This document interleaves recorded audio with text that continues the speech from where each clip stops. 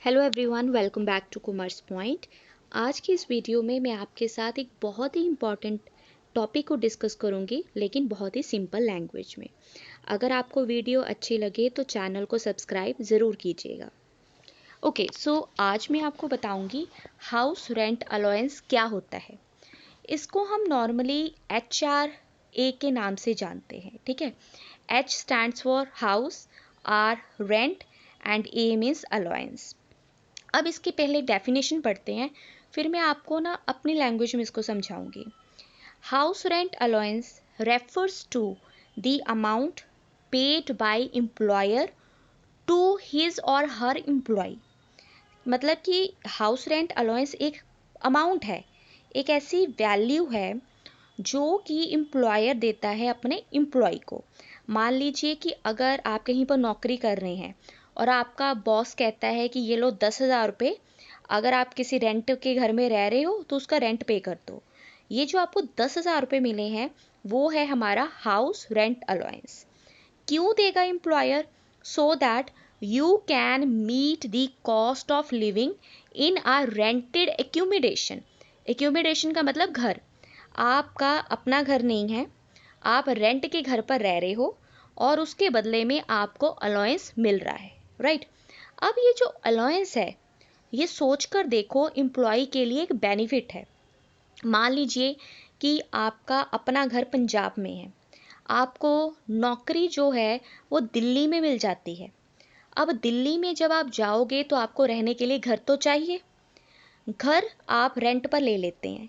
अब आप उसका रेंट पे कर रहे हैं, आपकी जेब में से खर्चा जा रहा है, ठीक है।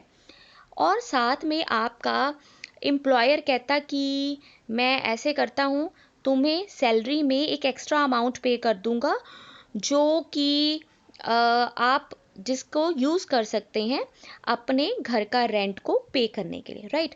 तो वो अलाउंस जो होगा उसको हाउस रेंट अलाउंस कहेंगे। अब जब आपको हाउस रेंट अलाउंस मिलेगा, उसमें आपका बेनिफिट है। गवर्नमेंट कहती है कि आपको किसी भी तरीके से मॉनेटरी बेनिफिट हो रहा है तो आपने उसके ऊपर टैक्स पे करना ही करना है। इसी वजह से हाउस रेंट अलाउंस आपकी सैलरी के बीच में ऐड हो जाता है।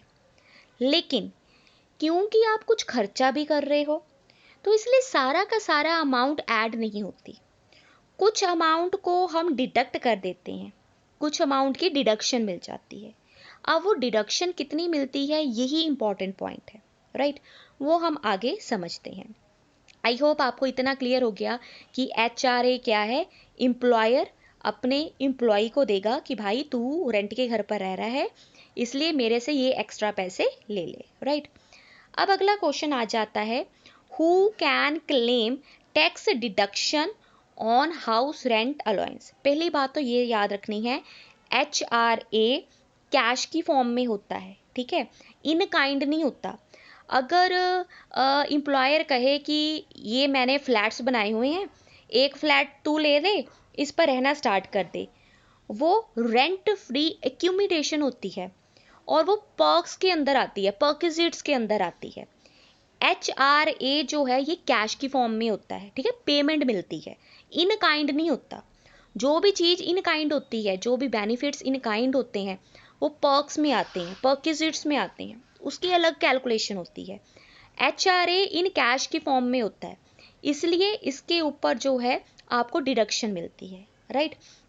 अब हम ये पढ़ेंगे कि HRA की एलिजिबिलिटी क्या है, किन लोगों को ये मिलता है। तो सबसे पहली बात आपने जो इम्पोर्टेंट पॉइंट याद रखने हैं, सबसे पहले तो सेक्शन याद करो कि इसमें सेक्शन 10 सब सेक्शन 13A के अंदर प्रोविजन लिखी हुई है। किसको मिलता है HRA? HRA मिलेगा, you should be a salaried person. तो जो जहाँ पर भी एम्प्लॉयर एम्प्लॉय का रिलेशन होता है उन लोगों को मिलता है, तो सैलरी क्लास को ये मिलता है। दूसरी बात है, ये आपकी सैलरी का एक हिस्सा होता है, right. You should receive HRA as a salary component. You should live in the rented house. ये नहीं कि आप HRA ले जा रहे हो पर आप रेंटेड घर में नहीं रह रहे, फिर आपको इसकी डिडक्शन नहीं मिलेगी, पूरा का पूरा टैक्स हो जाएगा, right. You should be actually paying the rent. Actual rent आप पे कर रहे हैं कि नहीं पे कर रहे, ये कैसे पता लगता है? आपको ना एक रेंट की स्लिप मिलती है, उससे पता लगता है कि आप एक्चुअल में इस अमाउंट को पे कर रहे हैं, राइट। तो ये सारी कंडीशंस जब पूरी हो जाती है, उस पर्सन को वो एलिजिबल हो जाता है कि वो HRA की डिडक्शन ले सकता है। अब अगला पॉइंट सबसे इम्पॉर्टेंट ये आता है कि हमारे पास हाउस रेंट अलाउंस जो है उसकी हमने कैलकुलेशन कैसे करनी है, ठीक है। तो उसकी कैलकुलेशन के लिए आपको कुछ ये याद करने पड़ेंगे पॉइंट्स। आपको बहुत ईजिली ये पॉइंट याद भी हो जाएंगे, ठीक है। आपको मैं बता देती हूँ इसको किस तरह से करना है। सबसे पहली बात जो है, इनके जो लीस्ट 3 वैल्यूज़ है ना, उसके वो आपकी डिडक्शन होगी, ठीक है। ये 3 कंडीशंस हैं और इन 3 कंडीशन में से जो लीस्ट वैल्यू है वो आप क्लेम कर सकते हो एज अ डिडक्शन। अब लीस्ट वैल्यू क्या है, आपने इसको कैसे याद करना है? पहला पॉइंट आ जाता है एक्चुअल रेंट पेड। पहले देख लीजिए कि आपने एक्चुअल में रेंट पे कितना किया है, जिस भी मकान मालिक को आप रेंट पे कर रहे हो कितना पे कर रहे हो, उसमें से माइनस कर दो 10% ऑफ बेसिक सैलरी। अब बेसिक सैलरी में क्या लेना है, आपने बेसिक पे लेनी है, कमीशन लेनी है, या फिर आपने DA लेना है। ये 3 चीज़ें, जहाँ नहीं, ये 3 ही लेनी है। अगर आपको ये मिल रही है, ये तीनों ऐड करो बेसिक में, राइट।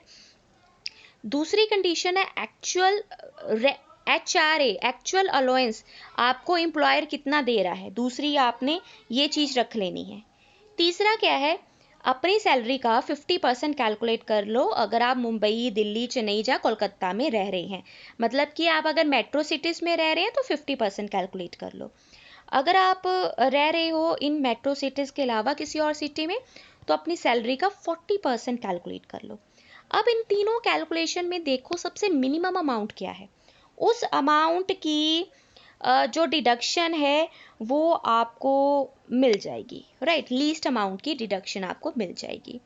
तो आपको कैलकुलेट करने के लिए सबसे पहले ये ज़रूरी है कि सैलरी में क्या आना है। तो सैलरी में बेसिक पे, DNS अलाउंस और कमीशन आपने इंक्लूड करनी है, राइट। अब आपके लिए ये क्वेश्चन मैंने रखा है, इस क्वेश्चन को देखिए। इसमें क्या है, एक मिस्टर A है जो कि रेंटेड हाउस में रह रहा है, सैलरीड पर्सन है और दिल्ली में रह रहा है। दिल्ली का मतलब मेट्रो सिटी में आएगा, तो हमने 50% सैलरी का कैलकुलेट कर लेना है। दूसरी बात है, मंथली रेंट वो पे कर रहा है 12,000 और उसको HRA मिल रहा है 15,000। तो देखो अलाउंस उसको 15,000 मिल रहा है लेकिन यूज़ सिर्फ वो 12,000 कर रहा है, तो 3,000 उसको बेनिफिट हुआ ना। तो अगर बेनिफिट हो रहा है तो टैक्स तो लगेगा। अब देखिए इसकी कैलकुलेशन किस तरह से करनी है।